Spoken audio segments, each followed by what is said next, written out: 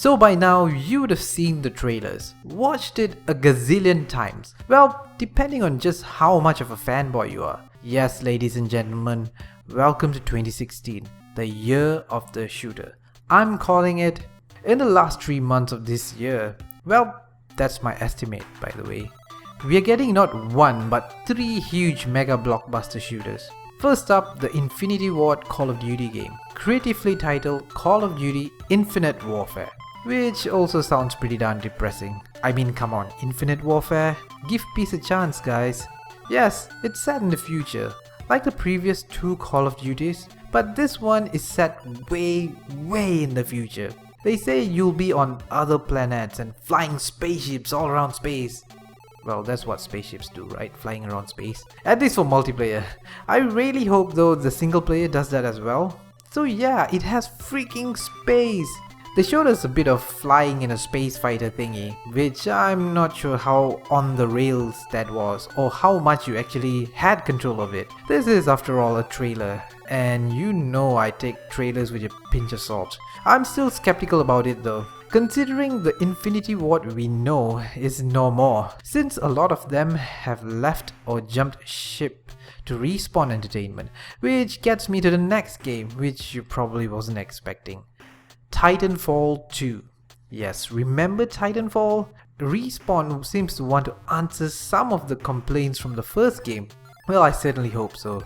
At least a single player campaign has been confirmed, and is also coming to the PS4 now.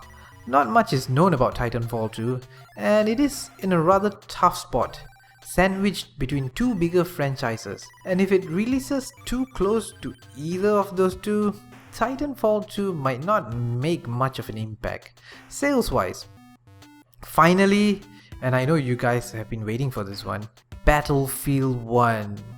Yes, Battlefield 1, which is not the first Battlefield, but the next Battlefield, the latest Battlefield. Oh god, who came up with this name anyway? So the new Battlefield is not set in the future like all other shooters these days, which I find pretty refreshing. Instead, it is set in World War I. I'll let that sink in. I said World War I. Do you remember any game set in World War I? Maybe some smaller indie titles, but a huge game? There are problems with World War I and how warfare is handled during that period. Lots of sitting around in trenches and taking pot shots. It's hard to build excitement over World War I. But it seems DICE isn't following what we perceive World War I was about. World War I has explosions, it has massive tanks, it has biological weapons, trenches, flamethrowers, and a gigantic zeppelin. It's actually got all the elements that make up a Battlefield game. But, you know, I'm pretty sure zeppelins don't zip around the battlefield like fighter jets. I just wonder how fast-paced the game will be.